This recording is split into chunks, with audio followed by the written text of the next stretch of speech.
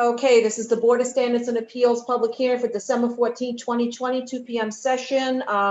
Due to lateness, we're gonna take a 30-minute break. We appreciate your patience. Yes, apologies to everyone, but we just finished the morning session. So we'll take a 30-minute break, come back at 2:45. Apologies to everyone. Okay, thank you. For the review session, I'm sorry. Yeah. Not hearing.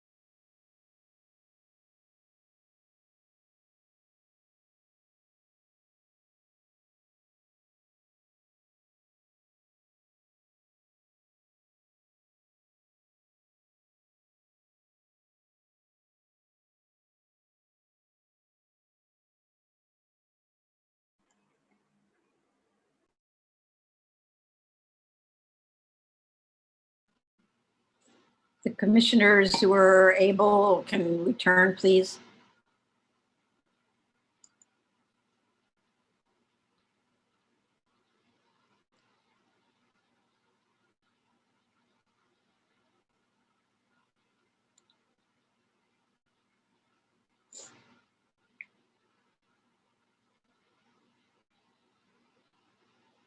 I'm back.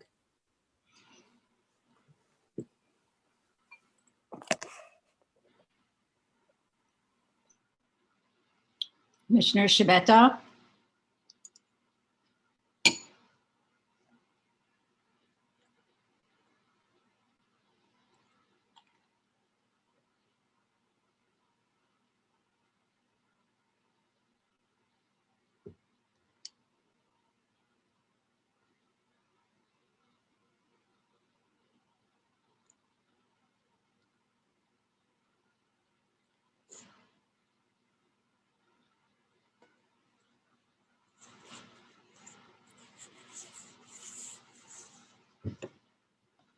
I think we're all eating lunch, so.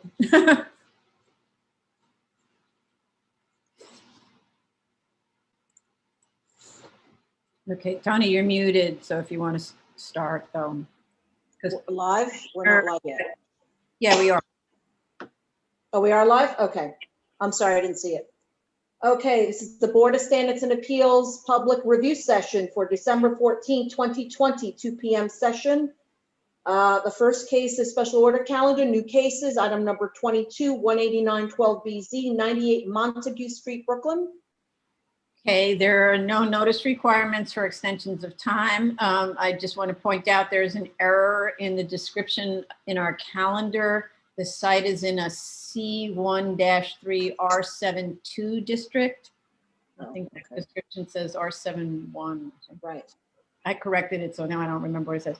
Fire department provided, a letter of no objection. We need the applicant to provide proof of violation status. We only have an email that summarizes. There are 5 open ECB violations with $21,000 in penalties owed and 17 open DOB violations, which look like they're for elevator and boiler, but no penalties that we see. However, the fines must be paid before we move forward, or they have to show us that they have an agreement with the ECB. I'd like to know, why did the permit expire in October 2019 and wasn't renewed? What is the current status of construction? Because the status report is old, relatively to today. And what is the anticipated completion date? Vice Chair Shanda? I had no additional comments. Okay. Commissioner Otley Brown? I have no additional comments. And Commissioner Shibeta? Nothing further from me, Chair. Okay, next item is new case, item number 23, 2017-257BZ, 159 North 4th Street, Brooklyn. Okay. Again, there are no notice requirements for extensions of time. We have fire department letter of no objection. It seems that they're waiting for a fire alarm application approval in order to be able to close this application out in terms of a C of O. They're requesting 1 year to do it. I'd like to know if there's a TCO for the use. I didn't see that. The proposed changes to the plans for lockers and changing area are fixtures and furnishings. That was a question whether this is considered an amendment. But they're fixtures and furnishings, not construction, as shown in the photos. You can see lockers are just basically furniture. And even the changing rooms look like prefabricated systems that just get installed. Those are fixtures. So it's not an amendment. Okay, great. So that's good. So Vice Chair Shanda? I have no additional comments on this. Commissioner Otley Brown? I have no comments. Okay, and Commissioner Shibeta? Nothing more from me, Chair. Okay. Okay, appeals calendar. So item number 24, we already discussed, 2019-182A, 1 Marina Road. We discussed that this morning. So the next items are item number 25, 2017-16A through 2017-19A, 15-58, 62 Clinton Street and 150-95 Clintonville Court, Queens, and item number 26, 2018-105A, 150-87 Clintonville Court, Queens. I haven't received anything from Tika yet, DOT. Anything further from what? Anything further, I apologize. Yes, I stand corrected. Okay, so I have to say, and this has been the case throughout this application, the applicant has made valiant efforts to persuade DOT to allow them to open a portion of already mapped 16th Road to provide access to the rear of their property in concert with GCL 35 waivers.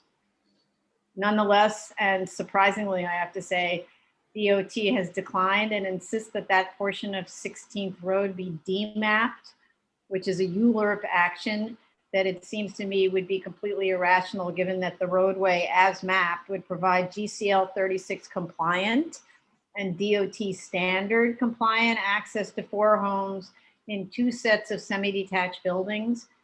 And BSA would be allowing development in the bed of the remaining portion of mapped but unimproved and never to be improved and privately owned 16th Road. So I don't know what to say about it, but it seems definitely government getting in its own way. So as requested, applicant provided a second alternative that we think only requires GCL 35 waivers and employs the flag lot configurations that we've seen in another recent application to provide the required frontage under GCL 36 to Clintonville Street. And hopefully that will work. This creates an unfortunate house behind a house situation with the same 20-foot wide driveway as we would see with a GCL 36 waiver, but if acceptable to DOB, it avoids the need for a GCL 36 waiver. So my recommendation is as follows, and let's hear what people think, that we approve these 2 sets of plans as alternatives. And perhaps by approving the GCL 35 waiver, DOT will be persuaded that the first alternative is an improvement over the second. We can also to continue to reach out to DOT during, subsequent to the decision and so on, to encourage their acceptance of the first proposal, which is obviously a much better project layout. And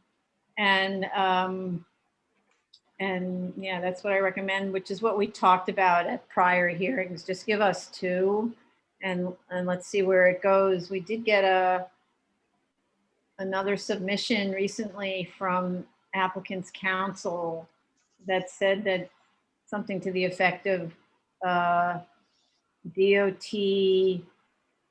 is looking for, I guess they're looking for the demapping action, but it just seems so strange to me. Tony, did you want to add something? Did I leave something No, out? did you, I had forwarded you that email about one of the things was either a posting of a bond, demapping, or it was adding a cul-de-sac of the street mapping of the cul-de-sac area. So that was a little confusing to me, but so they wanted to give them 5 years. They said if they can approve it now, but then want to give like a conditional approval where it's 5 years. They give them 5 years to complete the action and post the bond. So a bond is what's required under GCL, excuse me, under GCL 36 anyway. It's a bond and an insurance. That's what's just required by the law for any work on a street, mapped, unmapped, whatever, right? So they're not asking anything that's not required by law. What's weird is the cul-de-sac is being provided at the request of the fire department, and some of it is on private property and some of it's on 16th Road that's mapped, right? Yeah, so it was a little. I actually don't understand what they're doing, but they're turning it into such a complicated thing, and needlessly, really. So anyway, that's my recommendation. Commissioner Vice Chair Shanbo? Yeah, it's kind of unfortunate. I think I saw that writing on the wall. DOT is not the agency, I think, to make this decision. It really should ultimately come from city planning. But given that this street is a street to nowhere, this street just doesn't serve anyone. It's a residue from some pre-planning, town planning exercise. And it's unfortunate that this applicant had to go through this. I agree. We should just approve both the alternatives, and given the condition of whatever prevails with DOB, and if DOT turns around and city planning comes in the way and kind of says, listen, this makes good planning rational, and just do it. And maybe it requires, I mean, it's not within Mr. Gurung's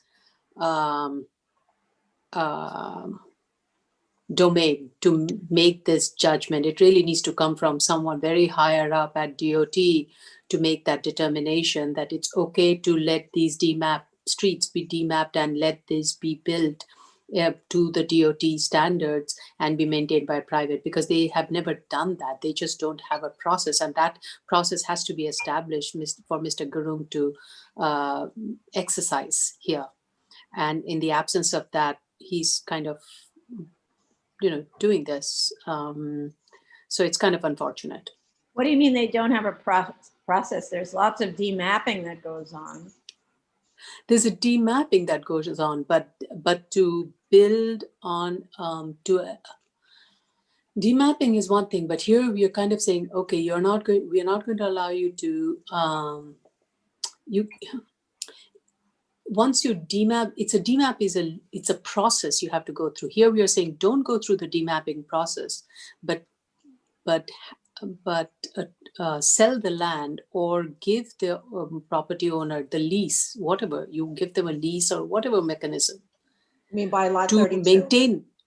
maintain that property as a cul-de-sac that would be open to public, but will be maintained by the place. And even in this case, it doesn't even have to be open to public, because it leads to nowhere other than those two homes, right? So unfortunately, I personally think DOT does not have that mechanism in place.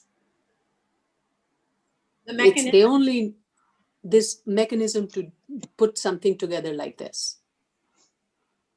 I don't understand. So what we started off with was, it's a map street.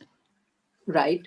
Let the applicant simply improve that little section, that's the map street, that is necessary to gain access. It's a map street owned by the city of New York. Transfer it from DCAS to DOT and let them access their site through a map street, which is the law. It says in GCL 36, do that, right? But they're saying, no, unless you improve the entirety of 16th Road, we're not interested. But the rest of 16th Road goes through private property. So, right. And that's kind of that's the standard DOT thinking. DOT doesn't see it any other way. Right now it's a binary choice. So right. Unless they come up with, maybe, as we go further with many of these demapping discussions with city planning and DOT, this is something that we as a policy between the city agencies need to think of a mechanism that is different from demapping, that allows for a kind of a paper demapping without going through the full-blown ULURP, that gives the property right to a private developer who owns the property, or maybe even, or is adjacent to that property, and then let them build the road. So there are ways of doing it. It's just that I don't think that it has been legally or procedurally has been enacted ever. And that's why we are in this situation. I'm not going to pretend to understand. So let's move on. Commissioner Holly Brown? So I have one question about the two alternative site plans that you're in favor of approving. What will be the time period, the duration of limbo that the applicant would have to be under before one gets adopted or the other? At what point will we say, okay, enough time has passed, just go with the GCL required one? Oh, so I don't think it should be us. So just getting a GCL 35 waiver on both of these alternatives, right? And if DOB is good with the layout as having adequate frontage and that's what the developer wants to pursue, they can pursue that. If they would prefer to still, because it seems like they're still negotiating with DOT Right. with various ideas. DOT keeps coming up with things. It seems like they're kind of interested in that because frankly, it's a much nicer, sort of more elegant approach to the site and everything. I arguably would be a bit more valuable project if they did it like that. So it seems like the applicant is still interested in pursuing DOT's whatever, then they can do that. They can do them simultaneously, and whichever one gets to the finish line first, they can decide to do. So I would just say we're just not in the way of them doing which one. Okay, I'm fine with that. Okay. Commissioner Shibeta? I'm also fine with that. I think that's, it seems like that's the only way we're going to get to getting anything done here. I hope I'm fine with moving that way. Okay. All right, great. Thank you. Okay, the next item, 2019-190A was adjourned from this morning on this morning's calendar, 40-17 28th Avenue, Queens. So then that concludes that concludes the public review session for December 14, 2 p.m. We'll now commence with the public hearing December 14, 2020, 2 p.m. So the first item is new case number 22-189-12BZ, 98 Montague Street, Brooklyn.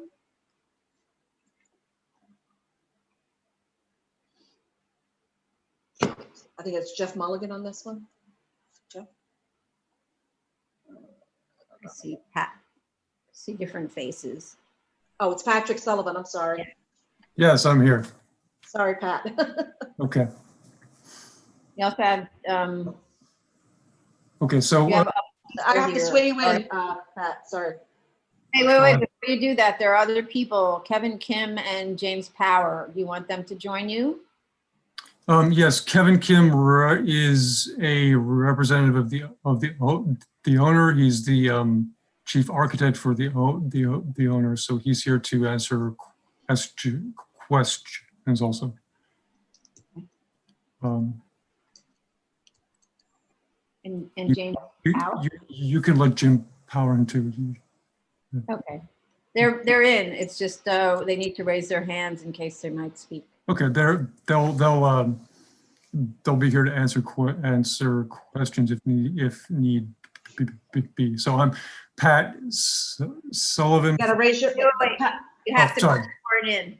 That's Yeah. Okay. Do you affirm to tell the truth, the whole truth, and nothing but the truth in your testimony before this board and to respond honestly to board member questions? I do. Thank you. Proceed, Mr. Sullivan. Okay. My name is Pat Sullivan from Kramer Levin on behalf of the applicant.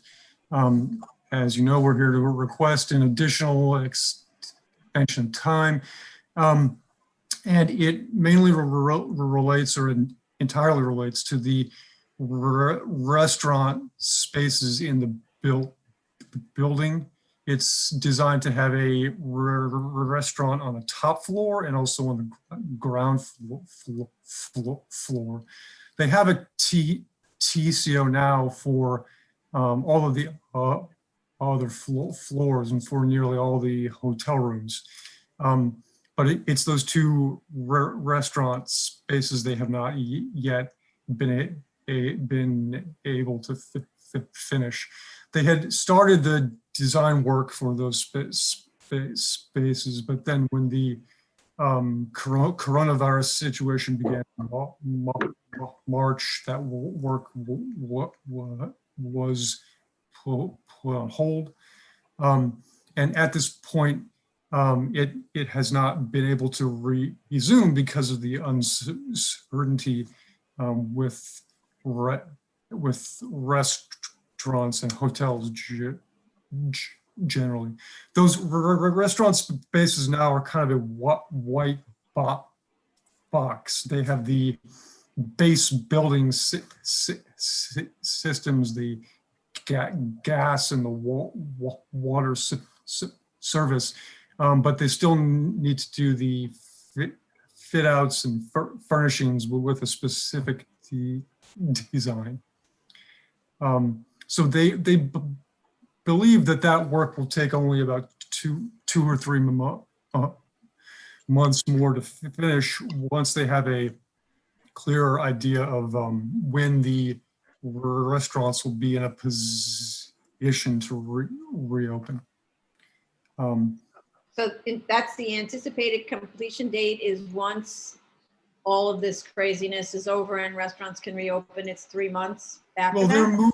Yes, and you had asked during the review session about the building permit that expired.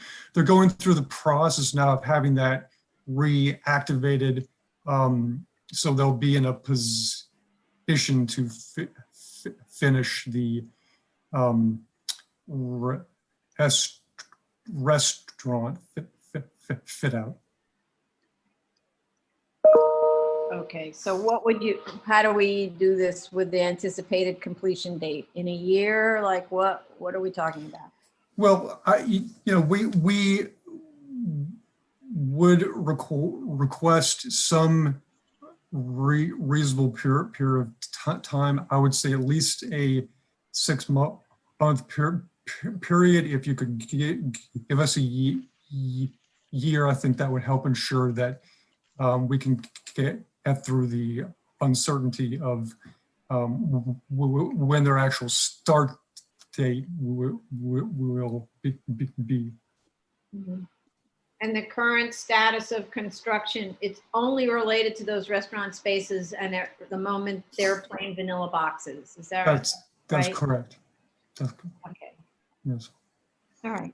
And they have dealt with the main new violations you were asking about before. They related to the facades.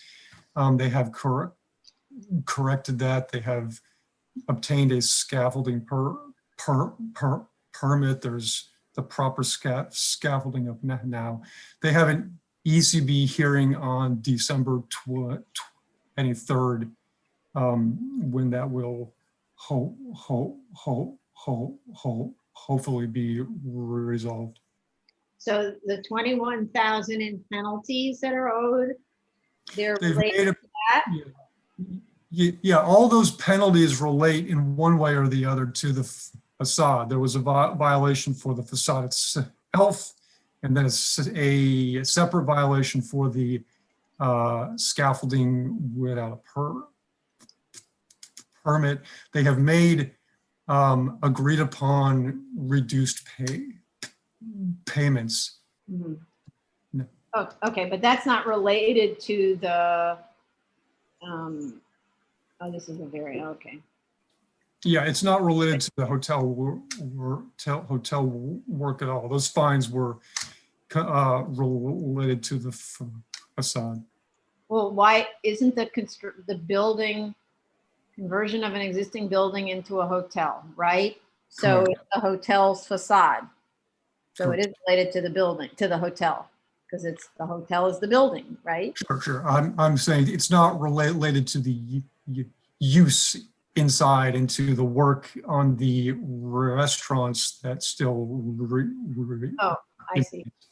Right, but so this is a variance for the use of a hotel. So, the reason that sometimes we'll say, oh, it's a PCE, the PCE is not in control of that facade, right? But in this case, the hotel has the facade, so they're all. Yes. So we need to see something more concrete about paying the penalties? Yes, As opposed to just a narrative, show us what it is you've agreed on, if there's a reduced payment or some payment arrangement, something you need to submit that, okay. okay? Yeah, And we will submit those documents. okay, and Vice Chair Shanda has her hand up. Yeah, so I believe the waiver was granted for the hotel use, though the commercial use, especially the restaurant use, would be permitted as of right, since it has a C overlay. Right. But the violations are for a facade. Right, right. So no, I'm just pointing to the fact that everything has been done. The only thing that remains is the restaurant related work. And the restaurant related work is an as of right use that would be permitted. But they don't. Though a portion of it is on the roof of it. So that's the only difference. That's the only other. Yeah, there are two restaurant spaces on the ground floor and on the roof. The ground floor had been shown on the BSA plans, the approved plans, as a use group 6. Okay. The roof was shown as a accessory Excessive. use group 5 home. Okay. The hotel issue use. here is our conditions required a certificate of occupancy within a certain time, and they didn't obtain it, so that's why they're back. Mhm. That's, so it doesn't really matter Okay. what's inside. They needed to Okay. go, and that was the issue. Sometimes when the occupancy is on just say a couple of floors in a large building, then we don't say a CO, we'll say a TCO, or now there's this new law that allows for, what is it, an interim or a partial? I think it's an interim CO. There was an amendment to the admin code that allows for what's known as an interim CO. So those kinds of things, if it were just 2 floors inside of an existing building, that's subject to our approval. But in this case, it's the whole building. Okay. All right, any other comments from commissioners? So let's go to the public. So this application is 18912 BZ, 98 Montague Street, Brooklyn.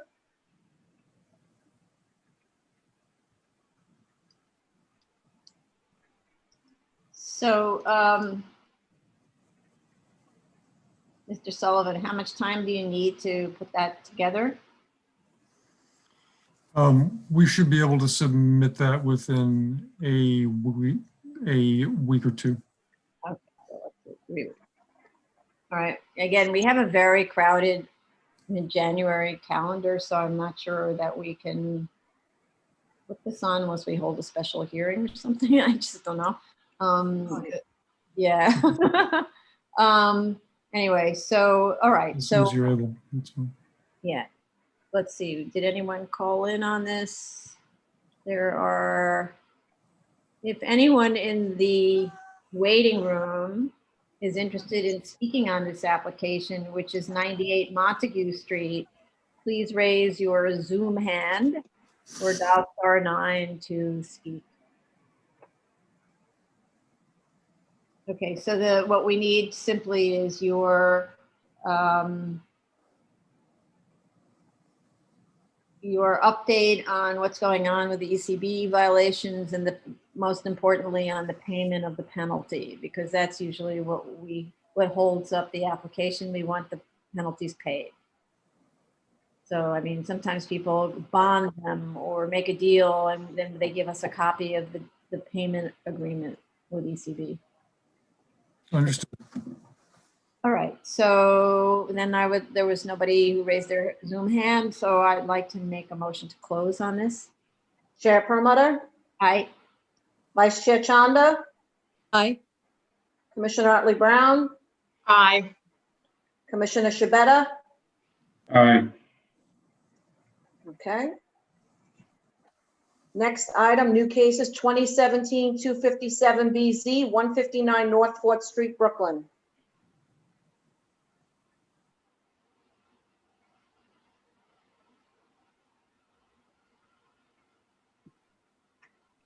Hello. Hi, Alexia. Is Marvin joining you? No, not today. Okay.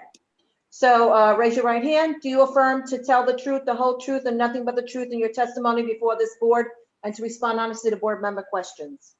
I do. Okay, you heard what the board said. Please respond.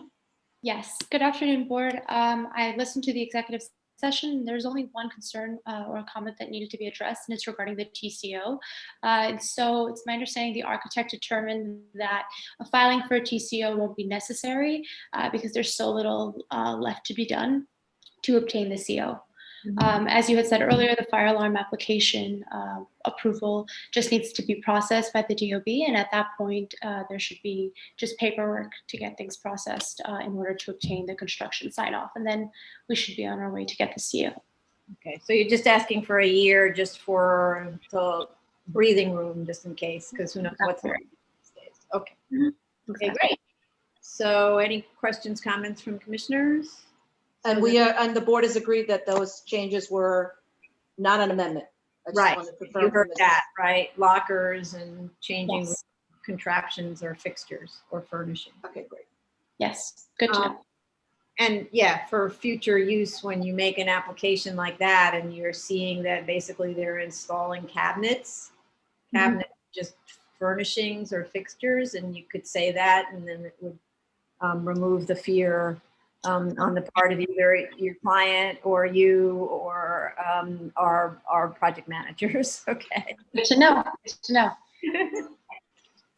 So then, did we open it up to the public? No, let's open to the public. 2017-257 BZ, 159 North 4th Street, Brooklyn. Okay, so this is, yeah, you just did that. So I don't see any need for a submission, so I'll give the opportunity for people to call in if they're interested. There's one name in the Zoom room I don't know, or maybe I do, but I forgot. And so if you would like to speak on this application, please raise your Zoom hand. This is 159 North 4th Street.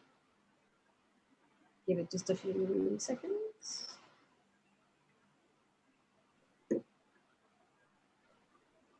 So then in that case, I would like to make a motion to close. Chair Perlmutter, Aye. Vice Chair Chanda, Hi. Commissioner Otley Brown, Aye. Commissioner Shabeta. Aye. And there's no submission. We'll put it on as soon as we can figure out when, when we can have a decision on this, okay? We'll let you know. The project manager will send you a note, okay? Thank you so much, everyone. Have a nice day. You too. Okay, the next item to be heard is 2017-16A, item number 25, 2017-16A through 2017-19A, Clintonville Street and Clintonville Court, Queens, and item number 26, 2018-105A, 15087, Clintonville Court, Queens. Good afternoon, Sandy Anagnostu, representing the applicant, and I'm joined by Todd Dale and of counsel, and Mario Ferrazzoli Jr., the property owner. Okay. We don't have to be sworn in, it's an A case. Go ahead, Sandy. So we heard the board's comments in the review session, and we agree that option one is the better design, and that's what the property owner would like to build. And we have had ongoing discussions with DOT, and as Ms. Matias explained, they gave us a couple of options: demapping 16th Road. Well, actually, Todd Dale could speak to that in more detail. Either demapping or mapping the cul-de-sac, and then there's a bond involved with that process. And we would have to go to city planning to do the demapping, but Todd can elaborate on that. Mr. Dale, you want to jump in? Sure. Good afternoon, everybody. So we did recently get some feedback at the very end of last week from Department of Transportation. And the short of it is that Department of Transportation would consider allowing access from the lot that's currently under city ownership with options for demapping and then acquisition of the parcel so it could be developed as private property, or considering mapping the cul-de-sac portion and then deeding that over to the city. But it's just preliminary discussion, and we would still need to work it out with DOT, but at least they finally acknowledged that they would consider that option. Relating that though to what the board said this morning, is you talked about the different alternatives. We appreciate the patience the board has had with this. It's been going on for a long time, and we've made efforts to work out, with Department of Transportation. The dual plan option that was forwarded would actually be one that would be agreeable, because under those two plan scenarios, the 4 buildings that are on Clintonville are the same on both plan designs. And the property owner would then be able to, at least with those 4 buildings, move forward with construction while determining, what would work out with DOT, either if it can work out with DOT, or alternatively the flag lot option, with those buildings in the rear. But essentially it would allow them to split the job and move forward with the 4 buildings on the front, which don't seem to hold any controversy for anyone, and then figuring out the best option for what we consider the rear portion of the lot. Okay, that's great. But actually, I don't know, because you joined this sort of midway or 2/3 in or something. I seem Right. to remember that one of DOT's earliest comments were, we want the developer to buy the land that's sitting in 16th Road, which of course is a disposition. Never mind, mapping, not mapping. It's a disposition of city-owned land. It's really not a joke, right? And Right. so we're like, well, why do you want them to own the land? It's city-owned and it's going to be a map street. Isn't that what you want? And that's where all of this kind of started. It seemed so crazy, since DCAS owns it, can hand it over to DOT in 2 minutes, like that. But whatever. I think it's actually Commissioner Chanda during review session said that DOT currently has a very binary approach to this. It's either you aren't going to have the street at all, or you have to map the whole street or develop the whole street at all. And they're not set up to split it based on the lot line, which is really the crux of this issue. Whether that makes sense or not, that's where they're at. So, yeah. Yeah. So I don't really know where city planning fits into this. DOT is the one who's supposed to be handling. Well, maybe not. City planning is supposed to be handling the layout of streets according to GCL 36, and working with DOT. The two of them are supposed to be working together to find out what the street system looks like. Never mind. Okay. So I have to say, I really appreciate both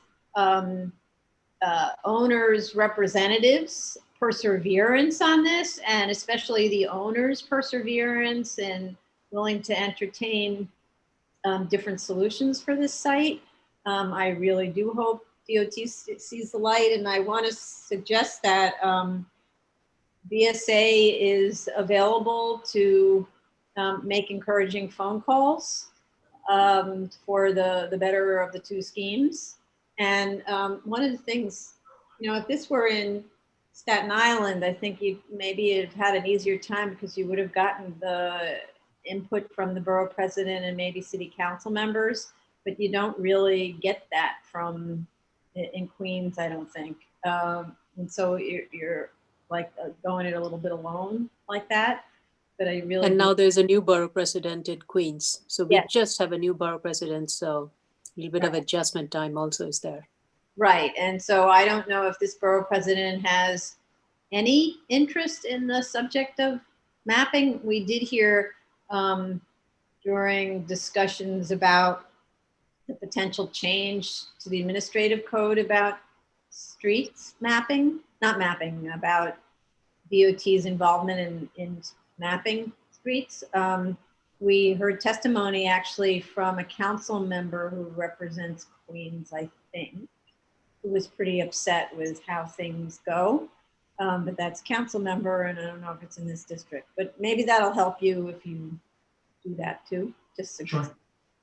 Sure. So anyway, let's go to the public. Oh, Commissioner Shonda has her hand up again. Yeah, I just want to say, former council member Donovan Richards, he should be very familiar with demapping with Edgemere and Arvern and all of those developments that have happened along the Far Rockaway area.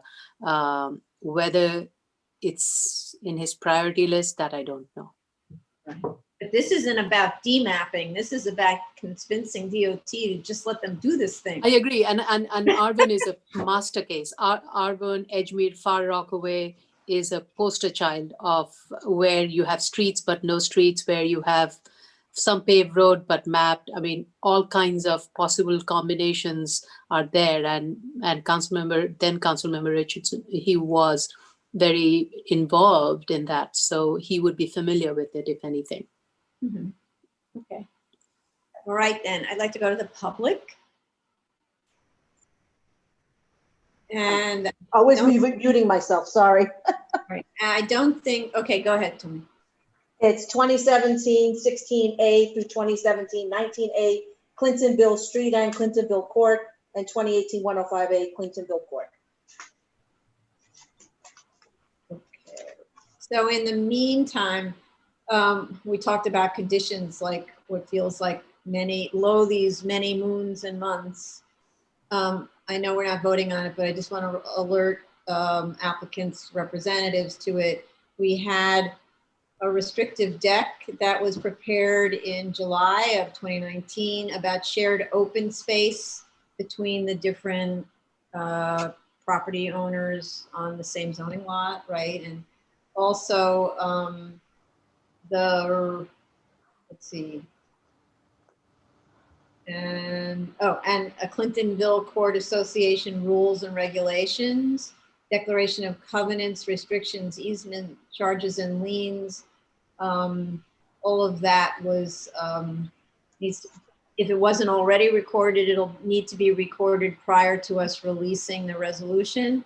To the extent, though, that any of it reads not applicable to both situations, then maybe you want to do one set for the cul-de-sac version and one set for the Clintonville Road approach. And then we also, of course, had fire department conditions for the open space declaration. They're the one that required that, and the access driveway declaration also. So those conditions came from the fire department. Okay. All right then. So is that, I'm sorry, Madam Chair. Yeah. So they should confirm with council that everything is in line, right? So those were reviewed a year ago. Yeah. Right? And approved. I mean, they were okay. We were good with them. So the only thing that was outstanding during all of this was DOT. Right. Right. So I just want to remind everybody that those things will need to be recorded prior to our release of the resolution. So like dig them up out of storage and get them executed and recorded. But we're not voting on it today, obviously, because we don't do that. And this will give us time, give council on both sides time to make sure that the language in these documents works for both cases. Otherwise, both alternatives, otherwise you might want to slightly modify the language for one of them. Okay, so both, I guess it's really Mr. Dale, if you could make sure that they're okay for both conditions. Yeah, we can take a look at the various documents, and either, I think it seems to me the best would be to create one version for each plan set, and then we can discuss with board council as far as the best option for recording it, because since it's an unusual situation with two plans, I'm not sure if both would need to be recorded or we can discuss it. We'll review the documents to make sure they match up to the two current plans, and then discuss with board council as the best option as far as recording and conditions and everything the board requires. Okay. Thank you. Okay.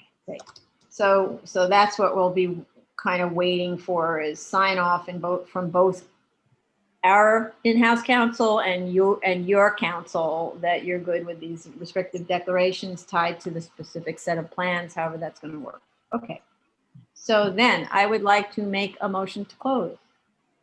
Chair Perlmutter, Aye. Vice Chair Chanda,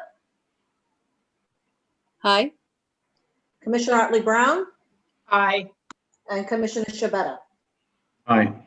So I didn't talk about timing, but I figure 4 weeks of back and forthing. And by the way, we have like a very tight January, so 4 weeks of back and forthing should be enough. And maybe you'll find out something great from DOT in the interim. Tony, I'm here. I can vote on it if you call me. Oh, okay. Commissioner, Yeah, I'm back. good. Sorry, Okay, I didn't make a notice. We're not. Commissioner voting. Shabeta. Commissioner Shabeta, Close. closing. Sorry, closing. Voting to close, Commissioner. Aye. Aye, okay. Sorry about that. Okay. That's it. Thank you very much. Happy Okay, holiday. Thank you. Thank Happy you. holidays, everybody. Happy holidays. Thank you. okay. This concludes, since the other one was adjourned, this concludes the public hearing for December 14th, 2020, 2 p.m. session. Yay, thank you. We will resume tomorrow at 10 a.m. And thank you for the 2 troopers who are working in thick and thin. Okay. Have a good night, Bye. everyone.